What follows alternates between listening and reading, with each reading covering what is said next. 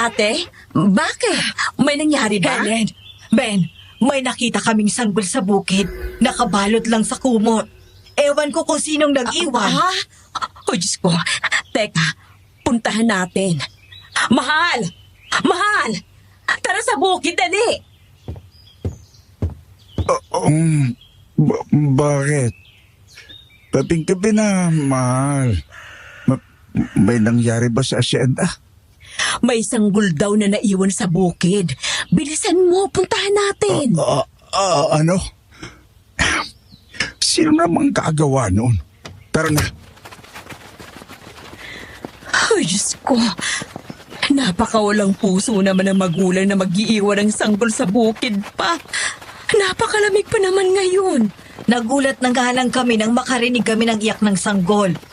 Hinapon kasi ang mga trabahador ngayon. Napatambay din pagkatapos ng trabaho. At pinagsaluhan pang dinala mong hapunan kanina, Helen. Teka, doon ba sa pinagtitipunan ng mga trabador? Doon ka. Teka nga, pagmamadali na ako.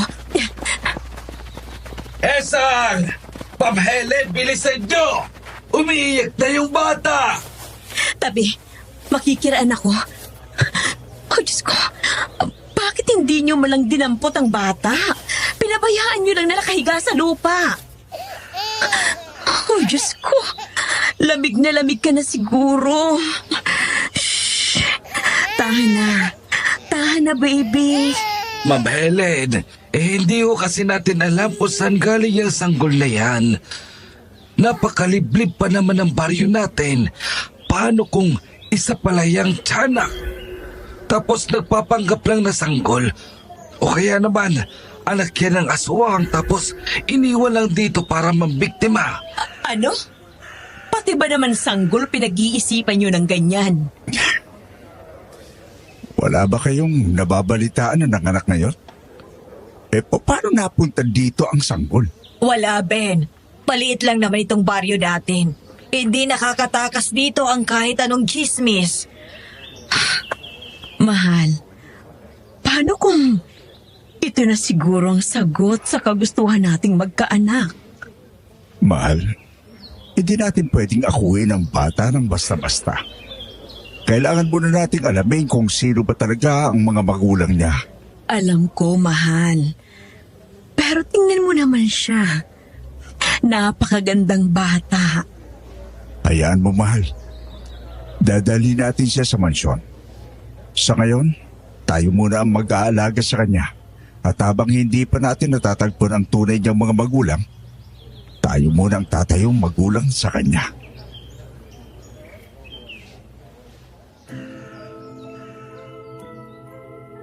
Magandang araw po, Miss Anne.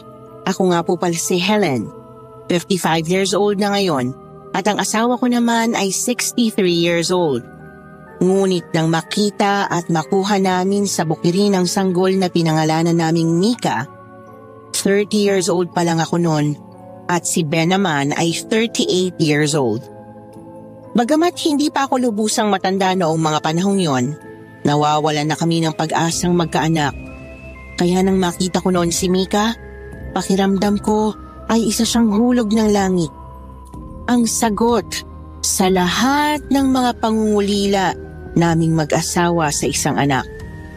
Ngunit ang akala kong magiging magaan na takbo ng buhay para kay Mika ay unti-unting nabago. Lumaki siyang tahimik, hindi pala salita at mahilig magkulong sa kanyang kwarto. Ang buong akala ko noon ay mahiyain lamang siya. Kaya nagpasya kaming mag-asawa na muling buksan ng mansyon para sa panibagong miyembro ng pamilya.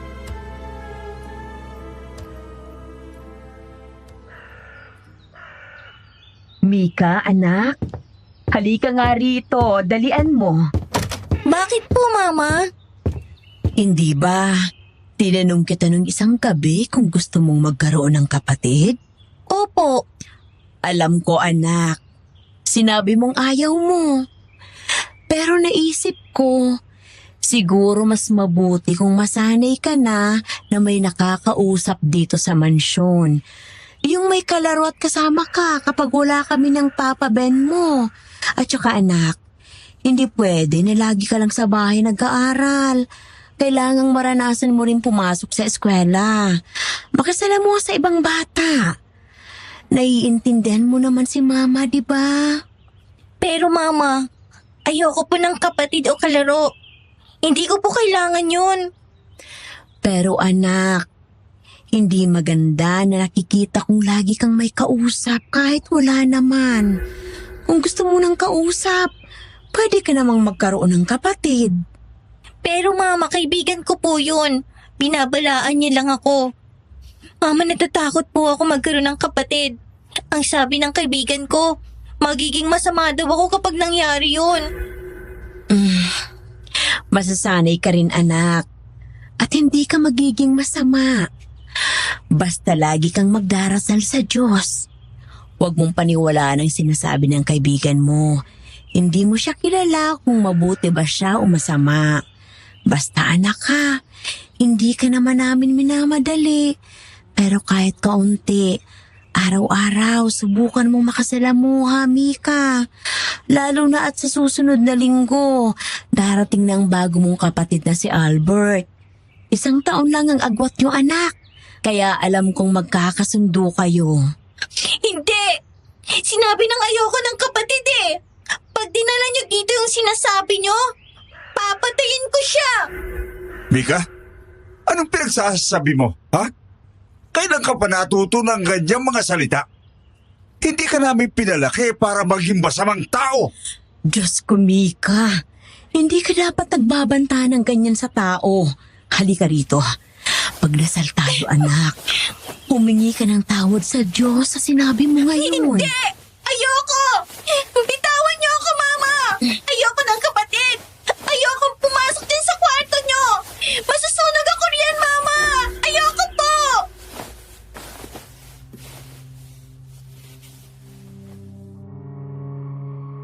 Sobrang ikinabahala ko noon ang mga lumalabas sa bibig ni Mika, Miss Anne. Lalo na't isa pa akong debotong Katoliko, kaya't hindi ko basta napigilang hindi isipin ang mga mali niyang kilos at sinasabi. Noong araw na dumating si Albert sa mansyon, buong akala ko'y magbabago na si Mika.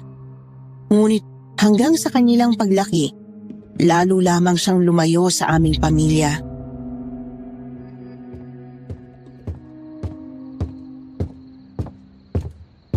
Albert, anak, nandito ka na pala. Kumusta ang eskwela? Ayos lang po. Si Mika po ba nandito na? Hindi ko po kasi siya makita sa school eh. Isasabay ko na sana siya pa uwi. Naku, wala pa si Mika, anak. Ay, Diyos ko, mapapagabi na naman siguro ang kapatid mong yon. Mapapagalitan na naman siya ng papa niya. Bumalik po kaya ako sa school, ma. Gabi na kasi, baka mapano pa si Mika sa daan. At teka, sandali. Kung babalik ka, iwan mo na muna ang mga gamit mo at sasama na ako, anak. Sige po. Oh, Kaloy, anong ginagawa mo dito? Albert, si Mika, nakipag-away dun sa anak ng Vice Mayor. Inawat ko na nga pero ayaw pang magpapigil. Ano? Teka, nasa na si Mika ngayon? Oh, Diyos ko, ano ba namang nangyari? Teka ma, may narinig po akong paparating. Baka si Papa na yan. Malamang kasama niya si Mika.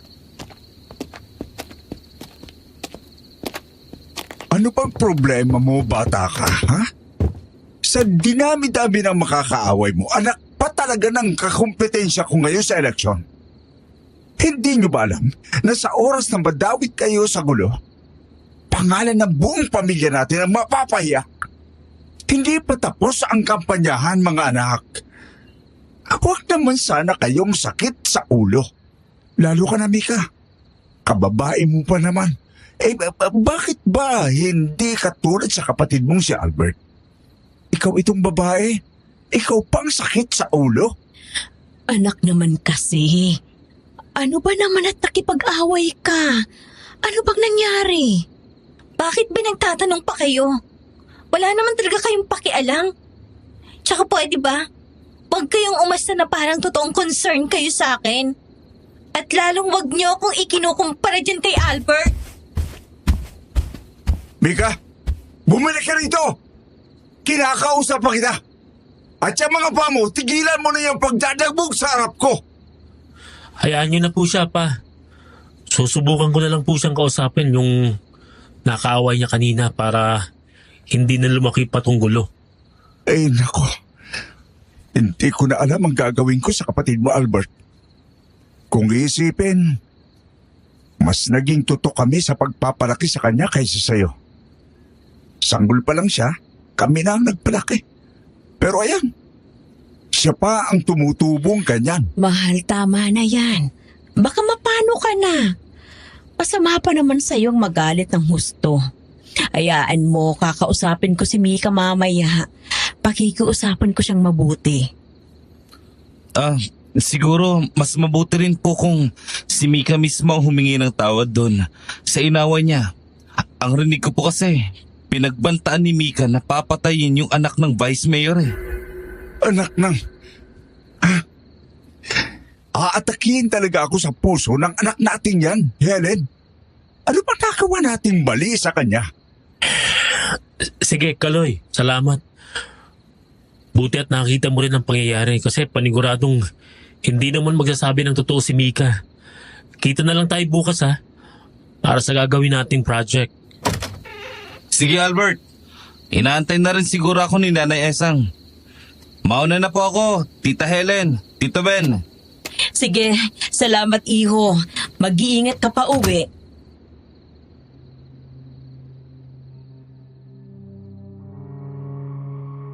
Hindi namin nagawang mapilit si Mika na humingi ng paumanhin noon at hindi rin naman namin siya lubos na mapuwersa dahil hindi rin namin alam ang tunay na dahilan ng kanilang pag-aaway. Lalo na't hindi rin naman namin narinig ang kanyang panig. Mabuti na lamang at kilalang bulakbol ang anak ng vice-alkalde na nakaaway ni Mika. May sabi-sabi pa na nambabastos ito ng mga babae. Kaya kahit na pumutok ang balita sa buong baryo, marami pa rin ang naniwala na baka hindi naman talaga intensyon ni Mika na magsalita ng masama at baka may ginawang mali ang lalaki sa kanya. Ngunit ang akala ko'y tapos ng problema noong mga araw na yon, hindi ko alam na lalo pa palang pagmumula ng mas malalim na gulo at magiging simula ng madilim na kwento ng aming pamilya.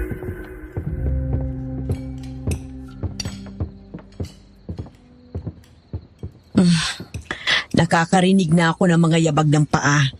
Nandito na siguro si Kaloy at Albert, mahal. Nagpaalam kasi sila sa akin na gagawa ng project. Mahagap siguro natapos. Mabuti naman. Makakasabay pa sila sa pananghalian natin. Si Mika nga pala. Nasa? Maaga daw siyang kumain, mahal. Pagbaba ko kanina galing sa taas, tapos na raw siyang kumain. Siya nga pala. Nagpaalam siya na baka pwede niyang magamit yung basement. May film daw siyang gagawin. Sisimulan na raw niya ang pag-aayos ng props doon. Aba, mabuti naman at doon niya itinuon ang atensyon niya ngayon. O sige, kung kailangan niyang basement, hindi ko na ipabababa sa mga tauhan natin yung kahon sa opisina ko. Doon ko na lang sa atik ilalagay. Oo nga. Hindi mo na rin naman kailangan yun eh. Pa! May sasabihin po ako sa inyo. Hello po, Tito, Tita. Ano yun, anak? Sabihin mo na muna yan habang kumakain, anak. Halika, maupo na kayo rito ni Kaloy. Kumain na po kami ni Kaloy kanina, ma. Tsaka, importante po itong sasabihin ko. Ano ba yun? Pa, yung Yung ano? Sabihin mo na, Tol. Ano ba yan, anak? Sabihin mo na. Problema ba yan? Sabihin mo nang matulungan ka naming masolusyonan. ano po kasi, yung anak ng Vice Mayor. Wala na po. Wala na? Anong wala na? Natagpuan po sa maliit na parke si Gael kaninang umaga. Ano po putol-putol po ang katawan at nasa loob ng basurahan. Wala rin pong ulo. Diyos ko, Paniguradong pangalan natin ang madadawit sa nangyaring ito. Yun nga po, Papa eh. Si Sir Banjo po. Nakita namin na papunta rito. Inunahan lang po namin siya. Panigurado pong pag-iinalaan ngayon ng mga pulis si Mika. Oh, Diyos ko. Kaawa-awa naman ang anak natin, Ben. Paniguradong maiibang tingin sa kanya ng mga tao sa baryo. Huwag kayong matakot. Wala tayong ginagawang masama. Lalo na si Mika. Kilala niyo naman siya. Mahilig siyang magsalita ng hindi pinag-iisipan. Pero hindi ibig sabihin nun na siya ang may kagagawa nito. Sandali.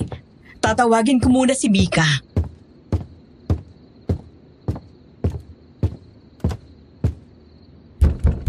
Mika? Mika, anak! Pwede ba akong pumasok?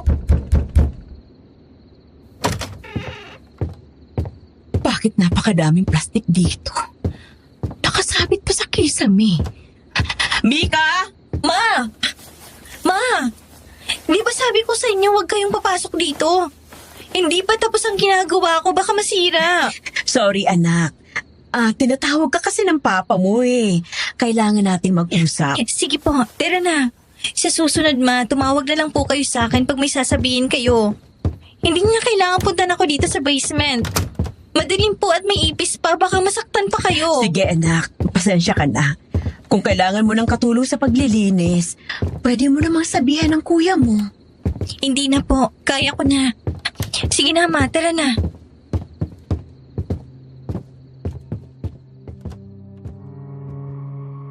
Nang magsama-sama kami sa salas, doon sinabi ni Ben ang lahat ng mga isasagot namin.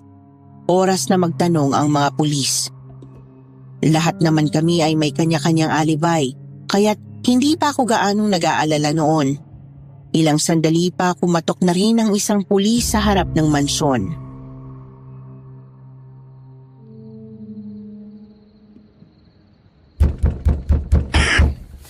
Ako na magbubukas. Magandang hapon. Ako si Police Captain Banjo Reyes mula sa Criminal Investigation and Detection Group. May kailangan na po kaming linawin tungkol sa nangyaring krimen kaninang umaga. Magandang hapon, Captain.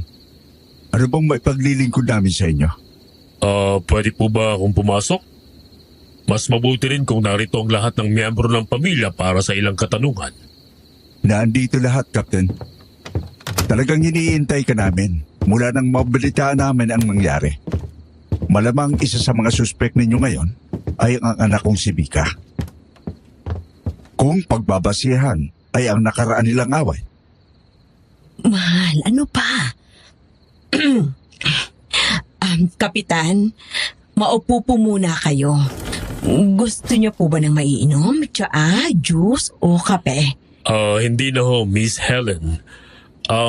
Una sa lahat, humihingi ako ng paumanhin kung medyo magiging direkta ako sa mga tanong ko ngayon.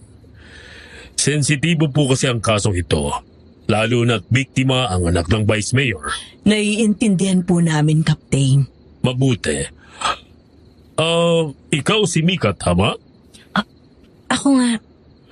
May mga saksi na nagsasabing pinagbantaan mo raw si Gael nitong Biyernes, tama ba? Huwag kang mag-alala, Mika. Wala ka namang ginagawang masama eh. Sabihin mong totoo. Opo. Sinabi ko po sa kanya na papatayin ko siya kung hindi niya ako titigilan. Pwede mo bang sabihin sa akin kung ano ang naging punot dulo ng away niyo? Sige na, anak. Kailangang marinig ng pulis ang panig mo. Pauwi na po kasi ako noon. Tapos humaray siya sa dinadaanan ko. Umakbay po siya sa akin at hahawakan niya po sanang dibdib ko. Itinulak ko po siya at sinabunutan naman niya po ako. Kaya nasabi ko po yung sinabi ko. Tingnan mo nga naman. Pasalamat din ang batang yon at nanahimik ako sa nangyari. Kung nalaman ko ito nung pa, baka ako pa ang nagsimula magsampa ng kaso sa kanila. Mahal, pag-usapan natin to ng bukod mamaya. Pwede mo bang sabihin sa akin ngayon kung ano ang ginagawa mo kagabi at nasaan ka? Nandito lang po ako sa bahay. Nag-aayos po ako ng mga kahon ng preps na gagamitin ko sa basement. May inaayos po kasi akong gamit para sa gagawin kong film. May makakapagpatunay ba na narito ka buong magabi? Ako mismo, Captain. Nasa taas ako buong magdamag. Naririnig ko pa nga ang mga kaluskos niya sa ibaba. Pati ang pagtatalo nila ni Albert. Opo, Captain. Nakita ko po siya mismo kagabi na binubuhat yung mga box ng props. Sumubok pa po akong kausapin siya pero ayun nga, nagkainisan pa kami. Opo. Bumaba rin po ako bago matulog para magdala ng pagkain sa kanya. Mabuti. Pero kailangan ko pa rin makita ang basement. Hindi po ito personal pero parte ito ng investigasyon. Sige lang, Captain. Kung ano bang ang mas makakatulong sa investigasyon mo. Pero magulo pa dun. Walang problema, Iya.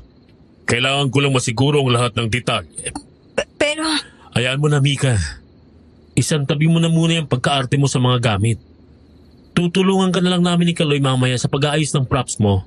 Kung may nagalaw man. Dito po, Captain.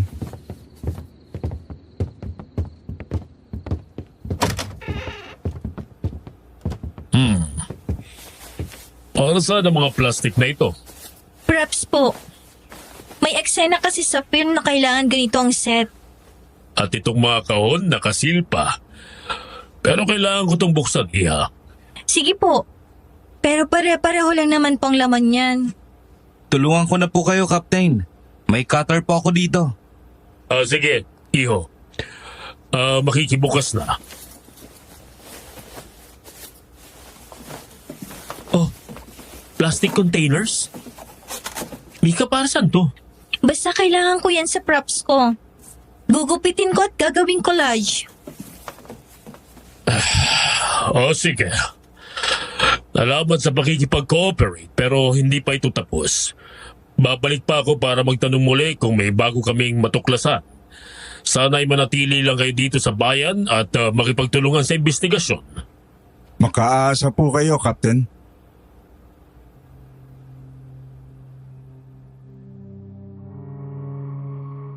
Nang tuluyang makaalis si Captain Banjo, akala ko'y magtutuloy-tuloy na ang paghinga ko ng maluwag. Ngunit sa mga sumunod na araw, napansin ko namang madalas akong mahilo at sumama ang pakiramdam.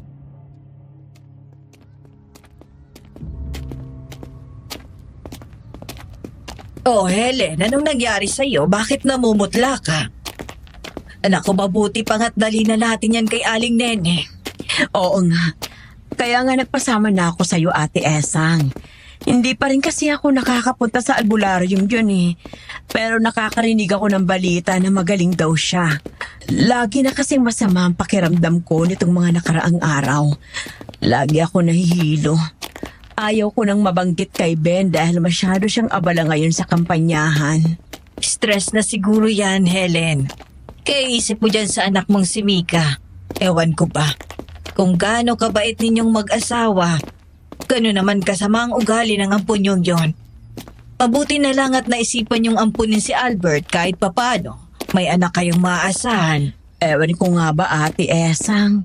Hindi naman ako nagkulang sa pagmamahal sa mga anak ko. Pantay ko naman silang mahalin. Kahit si Ben, kita ko namang patas ang pagturing niya sa mga anak namin. Hindi ko na rin minsan masisisi si Ben kung naikukumpara niya si Mika kay Albert. Alam ko nahihirapan na rin ang asawa kong kontrolin si Mika. Ang mga kabataan din kasi ngayon, hindi na talaga madaling kausapin. Hindi na nadadala sa pakiusap. Eto na, nandito na pala tayo. Tao po! Aling Nene! Si Esang po ito! Tuloy kayo. Ay, salamat po. Oh, sabihin mo na agad kung anong nararamdaman mo, Helen. Aling Nene, pumunta po kami rito dahil magpapatingin po sana ako. Lagi po kasing masama ang pakiramdam ko nitong mga nakaraang araw. Madalas po akong mahilo. Ano po kayang dahilan kung bakit? May alaga kayong kampo ng dilim sa tahanan ninyo. Po? Ang isang nilalang na sakop ng dilim kapag napasama sa isang taong naniniwala sa Diyos, nanghihina at natatalo ang enerhiya ng isa. Pero hindi ko po alam ang ibig yung sabihin, Aling Nene. Kailangan ko po bang magpabendisyon ng buong mansyon? Saan po ba namamalagi yung masamang elementong sinasabi nyo? Masasabi nyo po ba sa akin ng eksakto?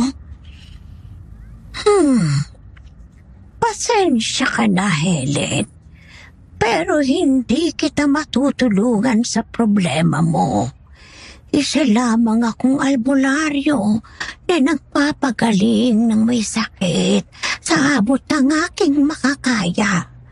Kung pangunta lamang sa masamang elemento, kaya kong ibigay sa'yo. Pero ang tukuhin mismo ang masamang elemento sa mansyon ninyo, hindi ko kakawin. May asawa at anak din ako. Oras na malaman ang elementong yun na ginagambala ko ang pananahimik niya, kagantihan niya ako. Ganun po ba yun? Paano po ngayon si Helen? Kung ipapabless po kaya niyang buong mansyon sa pari, mawawala po kaya yung masamang elemento na yun? Depende, Esang. Kung ang elementong yun ay nananatiling elemento, mapapalis yun ang bendisyon. Pero kung ang elementong yun ay nagbabalat kayo na, hindi nyo siya basta-basta mapapaalis.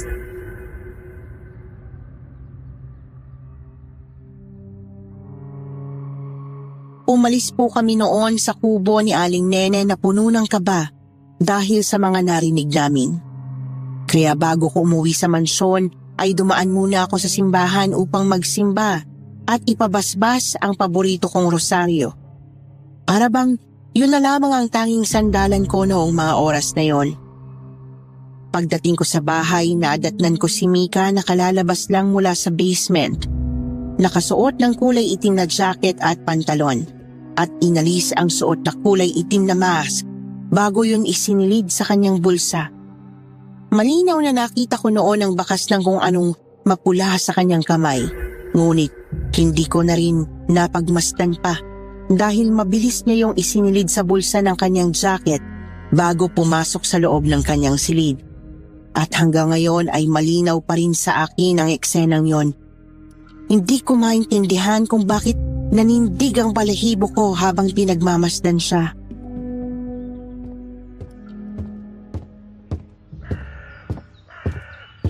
Albert, anak? Tumutulong ka ba sa kapatid mo sa silong? Po? Hindi ma. Ayaw naman niya magpatulong eh. Hindi ko daw po kasi alam yung gagawin niya. Baka masira ako lang. Alam mo ba kung anong ginagawa niya dun kanina? Kanina po, nakita ko siya na may daladalang paintbrush. Mukhang nagpipintura ma. Okay. Sige, mabuti naman. Akala ko kasi. Bakit ma? May problema po ba? Bakit parang namumutla po kayo? Masama po bang pakiramdam niyo, ma? Medyo lang naman, anak. Dumaan nga kami ni Ate Esang sa albularyo kanina bago mamalengke. Kumusta naman daw po? Wala naman siyang masyadong bilin. Ang sabi lang, may masamang elemento daw na nakakasama ko ngayon. Hindi ko rin alam, anak, kung maniniwala ba ako o hindi. Nga pala, magluluto na ako ng hapunan. Pasensya na at natagalan ako. Dumaan pa kasi ako sa simbahan kanina. Ayos lang ma. Maaga pa naman eh. Tsaka busog pa po ako. Ang bigat sa tiyan nung tanghalian namin kanina. Bakit naman, anak? Hindi naman ganoon kabigat sa tiyan yung niluto kong chop suey. Si Mika po kasi nagluto ng karne kanina. Saktong-sakto nga pong ipari sa gulay eh. Dami ko tuloy na kain. Pati si Kaloy na paraming kain. Si Papa nga ma, nagbawan pa sa trabaho. Aba, totoo ba yan? Meron pa ba? nang makatikim naman ako ng luto ni Mika. Meron ma. Pinagtira nga po kita kasi alam kong bihira lang magluto tong kapatid ko. Oo nga eh. Ay nako, alam mo naman si Mika, mas gusto niya rin talagang mag-isa. Okay lang yun ma. May ganun naman talagang tao. Hindi naman lahat ay gusto makisalamuha. Tama ka anak. Eto ma oh. Tikman mo po. Sarap nga. Pero, anong karne kaya to? Parang hindi ko nalalasang baboy o baka ba eh. Karning baka po yan, ma. May ginawa lang ako sa timpla kaya na ibang lasa. Anak, andito ka na pala. Nako, kakatawa ka naman at tagluto ka pala. At mukhang magaling ka dito, anak. Lalo na't kaya mo palang magtimpla ng naiibang lasa ng karne. Bihira yan, anak. Salamat po. Pero sinubukan ko lang naman. Nga pala, lalabas po ako ngayon. May kulang po akong gamit para sa basement. Pupunta po muna ako saglit sa tindahan para bumili. Hatid na kita. Hindi na, malapit lang naman yon. O siya, sige anak, mag-iingat ka ha. Eto palang pera. Thank you po.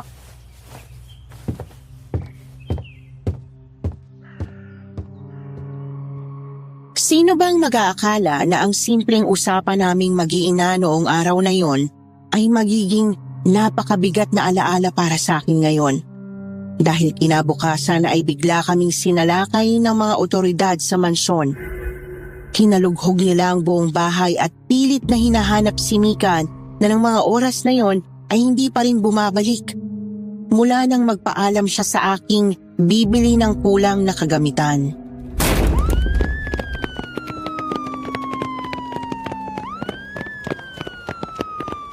Teka, anong nangyayari? Bakit yung pinapasok ang bahay namin? Ano bang hinahanap nyo?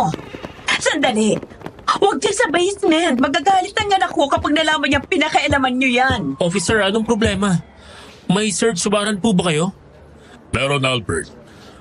At kailangan din namin si Mika ngayon. Kailangan namin siyang dalhin sa presinto para sa mga katanungan. Bakit? Hindi ba't malinaw na walang kinalaman si Mika sa pagkamatay ni Gael? Bakit nyo na naman inuungkat ito? Hindi ho ito dahil sa kaso ng pagkamatay ni Gael. Ano? Para saan to? Pasensya na pero kailangan ko pong maging direkta. May mga testigo na nakakita sa anak niyo kagabi na may kasamang babae.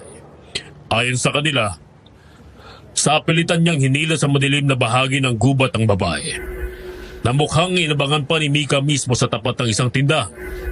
Anong ibig niyong sabihin? Na dinukot ng anak ko yung babae? Hindi lang yun. Dahil kaninang umaga lang natagpo ng bangkay ng babaeng yon sa isang dump area sa dulo ng bar. Putol-putol ang katawan at nawawala ang ulo. Ma'am Helen, alam namin ang sitwasyon nyo ngayong eleksyon kaya kung maaari, ibigay nyo sa amin si Mika habang tahimik pa naming nilulutas ang investigasyong ito. Pero wala po rito si Mika, Captain. Kagabi pa po siya umalis. Sabi, bibili lang ng gamit para sa basement. Pero hindi na siya bumalik. Albert, Ano? tingnan mo to. Mamaya na, Kaloy. Hindi mo ba nakikitang may hinaharap kami ngayon dito? Pero, Hindi totoo yan. Hindi magagawa ng anak ko yun. Hindi yan totoo. Nagkakamali kayo. Inosente si Mika. At nawawala din siya ngayon. Paano kung may gumagawa nito at siya ang biktima ngayon? Naiintindihan ko ang nararamdaman nyo. Pero matibay ang ebidensya. May CCTV footage at may mga testigong handang magsalita. Kailangan naming makita si Mika. Ngayon na. Albert, Ano pa yun? tingnan mo. Kung anong natagpuan nila sa basement.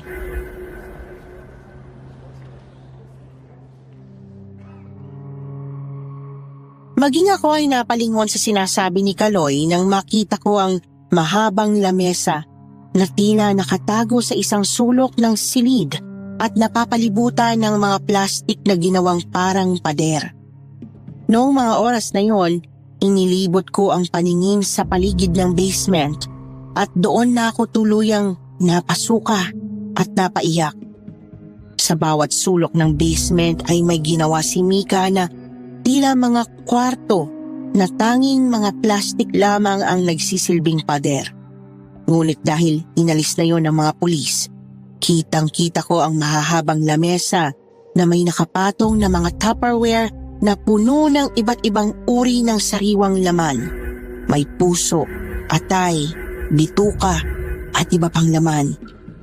Sa gitna ng kwarto ay may pinakamalaking silid na may mahaba ring lamesa at sa gilid nito ay nakahanay sa isa pang mas maliit na lamesa ang iba't ibang klase ng kagamitan. May mga kutsilyo, lagari, maliit na hose, drilling equipment at marami pang iba. Sa malawak na pader sa tapat noon ay may mga guhit na tila ipininta gamit mismo ang dugo. 3 bilog na may masasayang mukha at sa ibaba ay may nakasulat na 3 pangalan na agad kinumpirma ng mga pulis na 2 doon ay pangalan ng mga biktima. Samantalang ang isa ay hindi pa nakikilala noong panahong yon.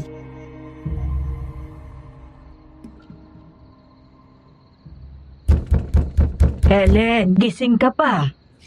Oo ate, pasok ka. Nagluto ako ng sopas, baka sakaling makakain ka kahit konti. Maghapon ka halos walang laman ng tiyan. Salamat. Pero parang hindi ko pa kayang kumain eh. Sa tuwing titikib ako ng pagkain, bumabaliktad ang sikmura ko. Naiintindihan ko, pero kailangan mong kumain, Helen. Kailangan mong magpalakas. Lalo na't hindi mo alam kung hanggang saan pa aabot ang gulong ito. Paano ko ba haharapin ito, Ate Esa? Yung mga pulis, yung mga tao sa baryo, lahat sila naniniwala na mamamatay tao ang anak ko. Alam kong mahirap, pero kailangan mong lumaban. Lalo na't mukhang maging ang kalusugan mo'y naaapektuhan na rin sa nangyayari kay Mika. Anong ibig mong sabihin? May mga narinig akong bulungan sa labas kanina. Habang nandun pa ang mga pulis, may mga taong nagsasabi na ang isang tao na may gutom sa laman ng tao, kahit mukha pa siyang normal, pwedeng maging aswang. Naalala mo ba yung sinabi sa'yo ni Aling Nene? Na may pinatitira kang masamang elemento sa bahay mo? Paano kung si Mika pala yun? Pero kasama ko na si Mika mula bata pa siya, Ate Esa. Oo, kakaiba siyang bata. Hindi siya gaya ng marami. Tahimik at palaging nag-iisa. Pero hindi niya kayang gawin ito. Hindi siya halimaw. Pero Helen, ito ang totoo. Siya ang itinuturong pumatay sa 2 bangkay na natagpuan. At hindi lang niya pinapatay, iniimbak din niya. Parang pagkain. Anong malay natin kung kinakain din niya yon? Nang hilang. Tama na. Hindi ako naniniwalang kayang gawin ito ni Mika. Hanggat walang matibay na patunay na siya gangsa na rin, hindi ko iisiping halimaw ang anak ko. Tita Helen! Tita! Si Albert po umalis. Saan daw? Nakita po kasi namin si Mika sa tapat ng parke. Tapos nung makita siya ni Albert, bigla niya itong hinabol. Ang bilis po nila. Hindi ko na po nasundan. Ano? Kaloy, sigurado ka bang si Mika yun? Opo. Nakasuot siya ng parehong itim na jacket kagabi. Pero, tita, may dala po siyang malaking bag. Helen, kailangan nating tumawag kay Captain Banjo. Pero, baka lalo lang lumala. Pero delikado ito. Kailangan ko munang makausap ang anak ko. Si Ben, bakit ba wala pa siya? Maghapon na ako naghihintay sa kanya. Ang sabi po sa barangay, hindi makalabas si Tito Ben sa opisina niya dahil dinudumog siya ng mga tao. Lalo na po ang mga supporters ng kabilang party list. Oh, Diyos ko. Hindi ko na siya hihintayin pa. Kailangan ko makausap si Mika at Ate Esang. Parang awa mo na. Huwag ka munang tumawag ng pulis. Hayaan niyo muna ako makausap si Mika. Sasamahan ko po kayo.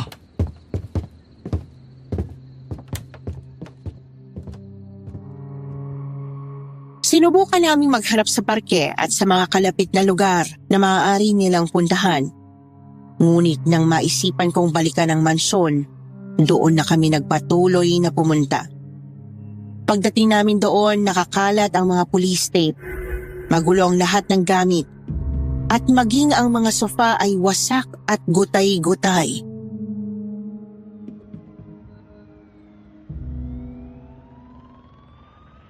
Ang sabi po, hinanap sa mansyon ninyo kanina kung saan pwedeng itinago ni Mika ang pangatlong biktima. Malamang po ay iniisip nilang pinira-piraso rin yun. Kaya hinahanap nila kahit saan posible. Alam ba ni Albert ang tungkol dyan? Opo. Kasama po siya kanina nung nalaman niya yung balita. Halika, dito tayo sa basement. Sigurado po kayo, tita? Hindi po ba delikado na pumunta tayo dito na walang kasamang pulis? Paano po kung atakihin tayo ni Mika? Hindi ako sasaktan ng anak ko. Ilang dekada ko na siyang kasama sa bahay na ito at ni minsan hindi niya ako sinaktan. Kung dati pa lang ay may kagustuhan na siyang saktan ako, sana'y dati pa ginawa niya na. Okay po. Uuna na po akong pumasok, tita. Sumunod po kayo sa akin.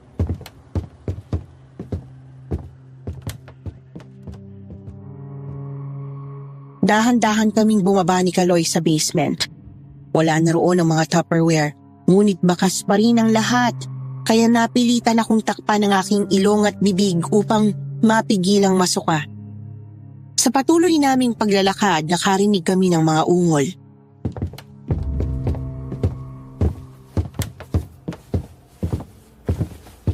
Tita, may tao sa dulo.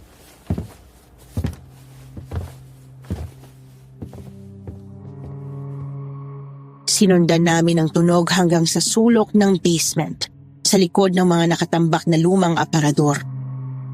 Nang ilipat ni Kaloy ang isa sa mga kahon, bumungad sa amin si Albert, nakagapos sa isang upuan at puno ng dugo ang kanyang mukha at katawan.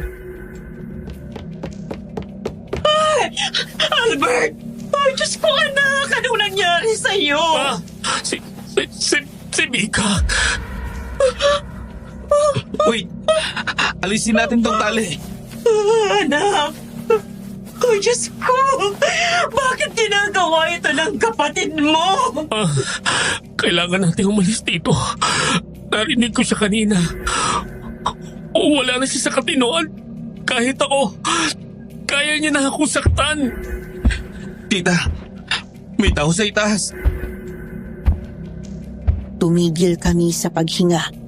Mabagal ngunit mabigat ang mga yabag na bumababa sa bawat baitang. At sa bawat hakbang ay lalo pang bumigat ang hangin sa paligid. Ma, bakit kayo nandito? Anak, kailangan na nating ayusin to. Hindi ka pwedeng magtago na lang habang buhay. Ayusin? Ma, wala nang aayusin. Ito ng buhay ko. Bata pa lang ako, sinasabi ko na sa inyo kung ano ko. Pero hindi kayo naniniwala, di ba?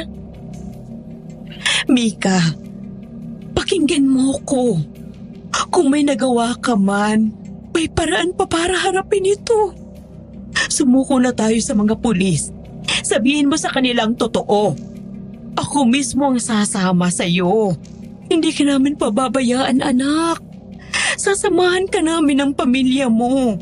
At anong gagawin nila sa akin, ma? Pakikinggan ba nila ako doon? Maniniwala ba sila sa akin, ma? Huwag niyo akong utuin. Itatapon lang nila ako sa kulungan hanggang mabulok. Maling-mali na ang ginagawa mo, Mika. Pati sarili mong kapatid, kaya mong saktan. Hindi mo alam ang pinagdadaanan ko. Hindi mo alam kung bakit ko ito ginagawa. Kung hindi mo sasabihin, walang makakaintindi. Anak, ako to. Akong nanay mo. Wala kang maitatago sa akin. Kahit anong klaseng nilalang ka pa, tatanggapin kita at mahal na mahal kita. Pero pakiusap, anak. Tama na. Matagal ko nang sinasabi sa inyo, Ma. Ilang beses ko na kayong binalaan. Pero nakakulong na ako sa sitwasyong to. At may rason ako kung bakit ko to ginagawa. Kaya please lang, hayaan nyo na ako. Mas mabuti pang pabayaan nyo na lang ako. Kalimutan nyo na lang ako, Ma. Parang may malamig na kamay na humawak sa bato ko sa mga salitang yon. Nakita ko sa mga mata ni Mika ang isang uri ng lungkot, ngunit may halo ring panganib. At habang papalapit siya, lalo kong nararamdaman na wala na kaming oras para iligtas pa siya. Hindi nga ako nagkamali dahil ilang segundo lang ang lumipas, naramdaman na namin ang mabibigat na hakbang mula sa itaas. At bago pa kami makakilos ay tuluyan ang nakapasok si Captain Banjo sa basement. Mika, sa wakas natagpuan rin kita. Inaaresto kita ngayon sa kasong pagpatay kina Gael Garcia at Sofia Santos. May karapatan kang manahimik at kumuha ng sariling abogado. Anumang sasabihin mo ay maaaring gamitin laban sa iyo sa korte. Wait, Captain. Hayaan mo muna ako makausap ang anak ko kahit sandali lang. Ma, ayahan niyo na po. Mas mabuti na to kaysa lalo pa siyang makasakit ng ibang tao. Oo nga po, tita. Baka ito na ang tamang oras para matapos ng lahat ng to. Pero anak ko siya. Albert, kapatid mo siya. Oh, Diyos ko. Bakit ba nangyayari to? Naiintindihan ko kayo, Ma'am Helen. Pero kailangan pong sumailalim muna si Mika sa batas. Oh, Diyos ko. Ang anak ko. Tahan na po, Ma. Magiging maayos din ang lahat. Hindi naman natin siya pababayaan kahit anong mangyari. At pamilya pa rin natin siya kahit ano pa siya. Ano bang nangyayari sa pamilya natin, anak? Umuwi na po muna tayo sa bahay, Tita Helen. Hindi. Sasama ako sa presinto. Sasamahan kong anak ko. Pero Ma, Ma, ayos lang po ako. Huwag niyo na akong isipin. Keloy, please. Bantayan mong mama ko. Ipangako mo sa akin. Ako? Bakit ako? Pero... sige. Oo naman. Makakaasa ka. Tara na.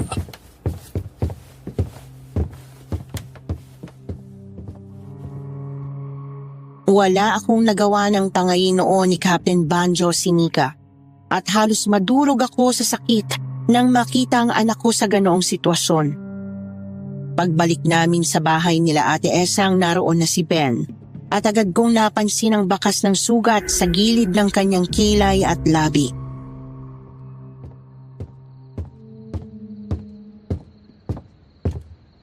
Oh, Diyos ko. Mahal ko, anong nangyayari sa'yo? Bakit puro sugat at pasaka? Nagpumilit daw siyang lumabas sa opisina. Inatake siya ng mga tao dahil doon. Nay, ikaw ba ang nagtawag ng pulis? Hindi. Bakit ko naman gagawin yon? Bakit? Ano bang nangyari? At ikaw, Albert, puno ka ng dugo. Halika, may sugat ka ba? wala po. Galing kayo sa mansyon?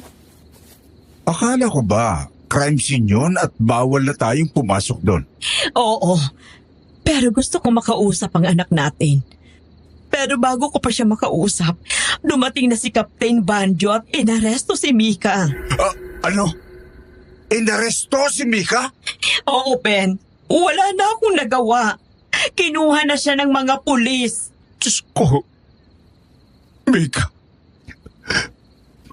Bakit pa nangyayari ito sa iyo, anak? Hindi ako makapaniwala na magagawa ito ni Mika. Sigurado ba kayo na siya ang may gawa nito? Paano kung... Tito, nakita namin si Albert na nakagapos sa basement. Kung hindi pa kami dumating, baka kung ano nang nangyari sa kanya. Pa, wala na sa katinoan si Mika. Pati ako, kaya niya na akong saktan. Siguradong kahit kayo, hindi na rin siya magdadalawang isip.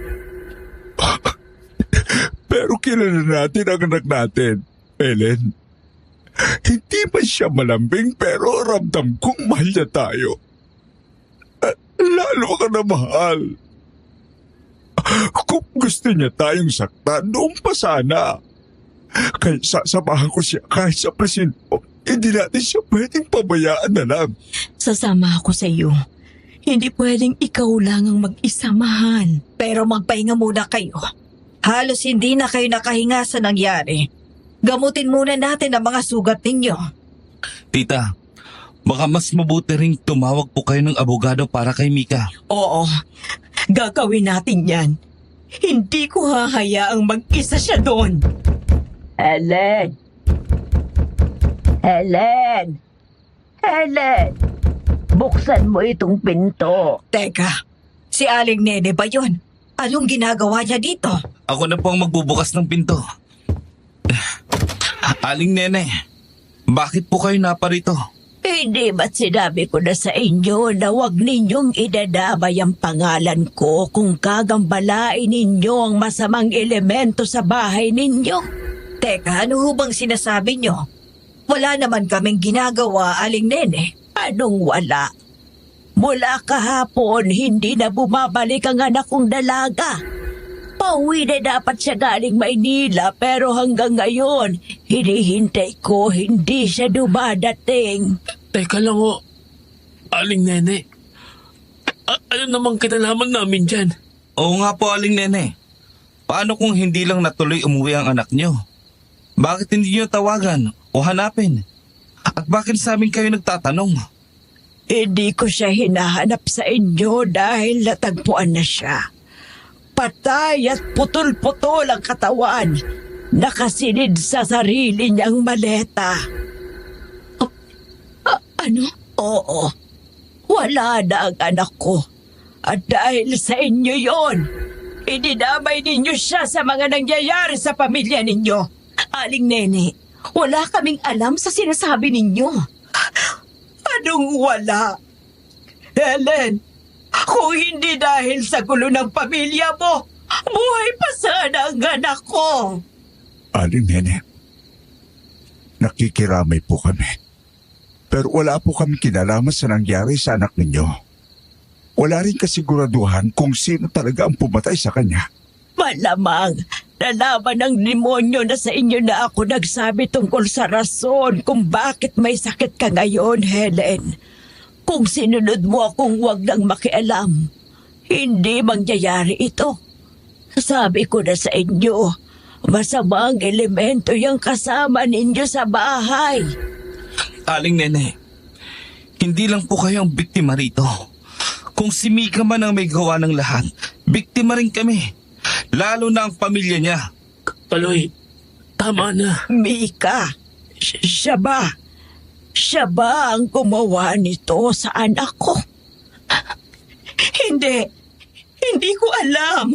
Oh, Diyos ko. Aling Nene, mas mabuti po sigurong umupo muna kayo. At hayaan nating ang mga pulis ang mag-imbestiga. Hindi ako titigil hanggat hindi nakukulong ang may sala. At kung totoo nga na anak mo ang pumatay, siguraduhin mo, Helen, na hindi na siya makakalaya. Teka, sandali. Ano bang sinasabi ninyo? Teka, sandali. Nandito na siya. Nandito na ang pumatay sa anak ko. Naaamoy ko na siya. Aling Nene, anong sinasabi niyo? Ikaw ang salarin. Ikaw ang kumuha ng buhay ng anak ko. Albert? Aling Nene, nagkakamali yata kayo. Hindi ako maaaring magkamali. Ikaw nga, walang hiya ka. Anong ginawa mo sa anak ko? Napakawalang puso ninyo. Mga kampon kayo ng dilim. Ano? Hindi totoo yan. Baka naman po naamoy niya itong dugo sa damit ko. Galing to sa basement. Si Mika ang may gawa nito. Ibinuhos niya sa akin. Huwag ka nang magsinungaling. Hindi mo ako manloloko. Alam ko ang amoy ng anak ko. Kahit abo pa siya, kahit pira-piraso pa, alam ko. Isa kang halimaw, Albert. Aswang! Naamoy ko ang laman ng kawawa kong anak dyan mismo sa sikmura mo. Ay, Diyos ko, Albert. Aling Nene, nagkakamali ka lang. Walang ginagawang masama ang anak kong si Albert. Lagi ko siyang kasama. Hindi siyang gumawa nito. Hindi pa ba sapat sa inyong nangyayari ngayon kay Mika? Pati ba naman si Albert ay ituturing niyo pa rin isang halimaw? Aling Nene, mga anak ko sila. Hindi sila mga aswang. At saka, Aling Nene, wala kayong pruweba sa sinasabi nyo. Hindi ko kailangan ng pruweba para kilalanin ang sariling dugo at laman. Huwag ka nang magtago sa pangalan ng kapatid mo, Albert. Alam kong ikaw ang tunay na halimaw dito. Ano pang sinasabi nyo? Si Mika ang pumapatay, siyang halimaw. Wala akong ginagawang masama. Anak, kumalma ka. Alam naming wala kang kasalanan. Tama, Albert. Wala silang patunay sa sinasabi nila. Pero Albert, ano bang nangyari sa'yo sa basement? Bakit puno ng dugo ang bibig mo at damit? At saka, bakit mukhang hindi ka naman takot kay Mika? Parang ang si Mika ang takot sa'yo. Ano bang sinasabi mo dyan, Kaloy? Si Mika ang pumapatay. Bakit naman hindi matatakot si Albert? Kasi na kanina, ibinili ni Mika sa akin si Tita Helen. Ang ibig ko lang naman sabihin ay, kung masama siya, bakit ibinili niya si Tita? At kung hindi siya natatakot kay Albert, bakit hindi sa kanya nagbilin? Sila ang magkapatid. Ano? Kaloy, anong sinasabi mo? Kaibigan mo si Albert. Bakit sinasabi mo yan sa anak ko? Kaibigan ko nga po siya pero iba ang kutob ko. Kaloy! Hayop ka! Parang nagdang kapatid tapos sasabihin mo sa akin yan! Pasensya na, Albert. Opinion ko lang naman yun. Kung hindi naman totoo, wala ka namang dapat ikatakot. Hindi! Traitor ka, Kaloy! Kayo! Naniniwala rin ba kayo? Ikaw, Mama! Sagot! Ikaw, Papa! Naniniwala ka rin sa kanila! Alam ko! Sabihin nyo na! Hindi totoo yan. Hindi ako halimaw! Hindi ako halimaw! Albert, pakinggan mo ako. Tumahimik ka! Sinasabi ko na nga ba? Albert, anak, ano to? Bakit mo itinulak ang papa mo? Layuan niyo ako! Nangyayari sa'yo, anak! Layuan niyo ako! Hindi, anak. Halika, isuot mo tong rosaryo. Humingi ka ng tawad sa ginawa. Mami, lumayo kayo sa akin! Helen! Tita! Oh. Albert! Anak! Albert! Buksan mo itong pinto! Hayop ka! Papatayin kita! Buksan mo to! Si Mika! Anak, anong ginagawa mo? Huwag mong bubuksan ang pinto! Kaloy! Mika! Paano ka nakatakas sa pulis? Tumabi ka dyan, Kaloy! Sinabi ko na sa'yo, Albert. Gagawin ko lahat ng gusto mo. Ibibigay ko sa'yo ang pangangailangan mo. Pero wag na wag mong sasaktan ang mga magulang ko! Mika, anak ko! Paano ka nandito? Anong nangyayari? Unang araw pa lang na narinig kong pangalan mo, Albert. Alam kong dadalhin mo ako sa impyerno kasama mo. Pero alang-alang sa pamilya ko, susundin kita. Pero ngayon, hindi mo sinunod ang kasunduan natin. Kailangan ba kitang katakutan dyan, Mika? Oo! Dahil sa'yo, tuluyan na akong naging demonyo! Napasigaw na lamang ako, Miss Anne, nang makita kong naglabas ng kutsilyo si Mika. Masama ang tingin niya kay Albert at ginagantihan naman siya nito ng gayon ding mga mata.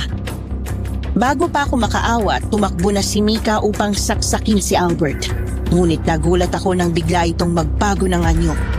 Sa isang talon, lumapag siya bilang isang uri ng halimaw. Tumubo ang makakapal na balahibo sa kanyang katawan. Lumabas ang matutulis na pangil sa kanyang bibig at humaba ang kanyang mga kuko na para bang handa ng pumatay. Sa mga sandaling yon, Miss Anne, tuluyan ng hindi ko nakilala ang mga anak ko.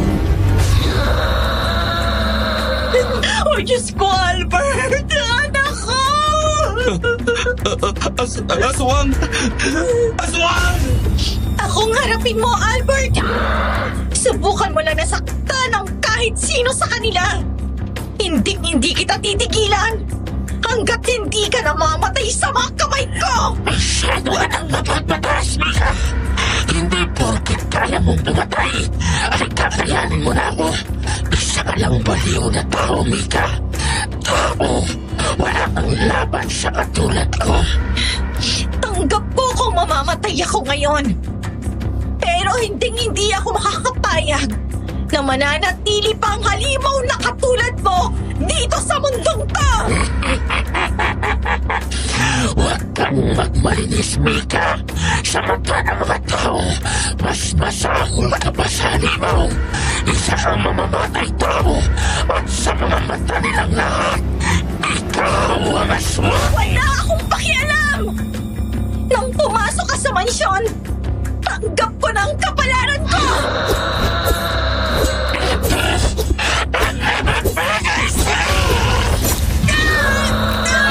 Mika! Oh, Diyos ko, tama na mga anak! Ano bang nangyayari sa inyo? Albert! Mika! Tama na yan mga anak ko. Hindi namin kayo pinalaki ganito. Hindi kayo mga halimaw. Patawad po, Papa. Pero hanggang sa huli sandali ng buhay ko, hindi ko kayo kayang sundin kung si Albert lang rin ang kailangan kong pagbigyan. Kita mo? Nasasaktan ka rin, Albert. At hindi kita titigilan hanggat hindi ka nawawala ng hininga.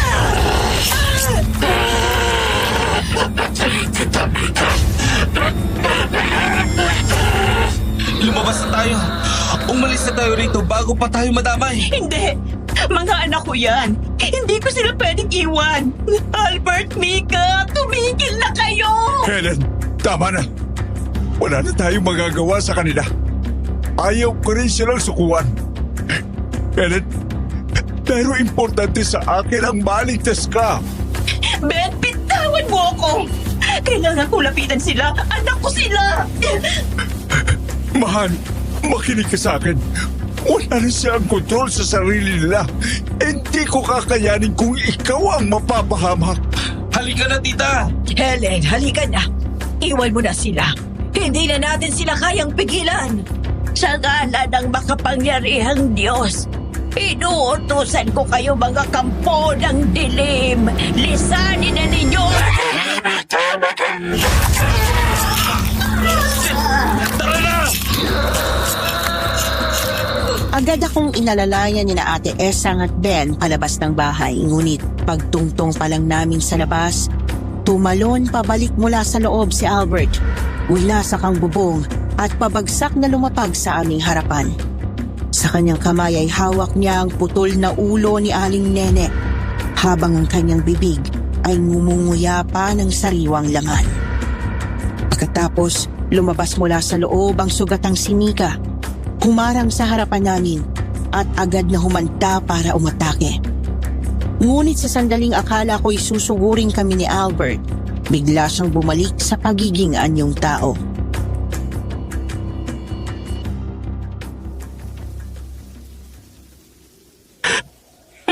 Ma, hindi ko po sinasadya.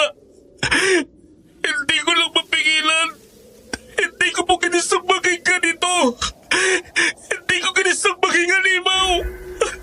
Wala akong kasalanan. Anak ko, bakit ba nangyari to, Mika? Anong naging simula nito, mga anak? May pagkukulang ba kami ng tatay ninyo? Wala po, pero ganito na ako noon pa man, Ma. Inampun niyo ako dahil palaboy-laboy ako sa daan.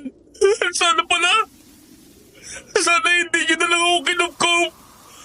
Sana Albert. hindi na lang. Albert, anak. Hindi ka naman ganito. Normal na bata ka. Ilang taong ka na namin kasama.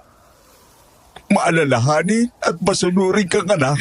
Hindi ko rin alam kung bakit, Pa, pero isang araw, dumating na lang sa punto na hindi ko na mapigil ang gutom ko. Kailangan ko nang mabibiktima. At Pa, nung araw na yun, muntikan na po kitang masaktan. Pumunta ako sa kwarto niyo noon at tanda na akong kainin ka, pero nakita ako ni Mika. Siya ang pumigil sa akin. Patawad po. Ay, Diyos ko. Albert, kaibigan kita at importante sa akin ang mga pinagsamahan natin, pero hindi mababago na ng katotohanan ng isa kang aswang at ginagamit mong kapatid mo para sa gutom mo. Hindi ako hayop, Kaloy. Hindi ko ginusto to. Lahat ng ginawa ko, pinipigil ko. Pero minsan, mas malakas ang gutom kaysa sa isip ko. Gutom? Gutom ang dahilan para patayin mo ang mga walang kalaban-labang biktima? Hindi ko alam. Papa, tulungan niyo ako. Ayokong maging ganito. Ayoko. Gusto kitang tulungan, pero paano kung hindi mo na mapigil ang sarili mo? Kahit sa amin. Albert, alam mo kung gaano ko pinahalagahan ang pamilya natin. Pero hindi pwedeng masaktan ninyo ang nanay ninyo. Tama na! Wala nang dapat mamatay. Anak ko kayong pareho. Sumuko na kayo sa mga pulis. Ano man ang mangyari, sasamahan namin kayo. Hindi namin kayo kalilimutan. Ma, hindi pwede. Kusa akong susuko sa pulis oras na tapos na ito. Kung hindi ko siya papatayin, mas lalo pa siyang mambibiktima. At sa mga oras na yon, hindi ko na siya kayang pagtakpan. Hindi lang buhay niyang pwedeng mapahamak, kundi buhay ng lahat ng makakasalubong niya. Ma! Huwag mo akong ibigay sa kanya! Ma, tulungan mo ako! Ay, Diyos ko! Panginoon! Tulungan mo po kami. Patawad, Ma. Pero kalimutan niyo na kami pareho. Mika, huwag kang lalapit sa akin. Pangako, hindi ko na uulitin. Pangako, hindi mo na ako kailangan tulungan. Mika, parang ama mo na. Huwag mo akong papatayin. Albert, hindi kita tinutulungan. Ayokong tawaging tulong ito. Dahil kung oo, ito ng pinakamasamang tulong sa mundo. At ayokong ako ang gagawa nun sa sarili ko pang kapatid. Albert, hanggang sa huling hininga natin pareho, huwag mong kalilimutang hindi natin tanggap ang isa't isa. Hindi tayo magkapatid. Pagkaaway tayo. Ito ang kwento natin.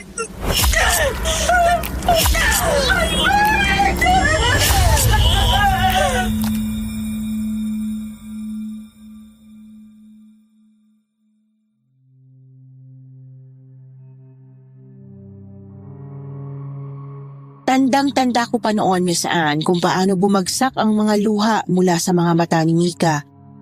Para bang nililiguan ng sariling dalamhati ang kanyang mukha.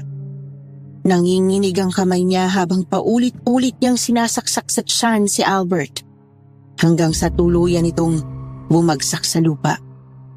Kasabay ng pagbagsak ni Albert, dumapa rin sa lupa ang dalawang tuhod ni Mika. Tila naubusan ng lakas at hangin. Mabigat ang paghinga niya nang tumingin siya sa akin at sa unang pagkakataon, nakita ko siyang humagulgol ng walang pagpipigil.